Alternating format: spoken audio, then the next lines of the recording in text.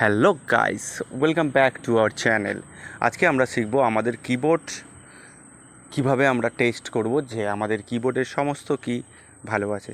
তার জন্য এই স্টেপটা তোমাদেরকে ফলো করতে হবে। প্রথমে গুগলে কিবোর্ড টেস্টার টাইপ করতে হবে। টাইপ করার পরে অনেকগুলো লিঙ্ক অ্যাভেলেবেল হবে। আমি চাইছি এই লিঙ্কটাতে যেতে চাইছি, তো এখানে ক্লিক করলাম।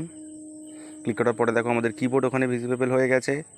এবারে আমরা সমস্ত কি প্রেস করে দেখে নেব আমাদের সমস্ত কি কাজ করছে কি না, বা কোনো কিবোর্ডের কোনো কি খারাপ আছে কি না।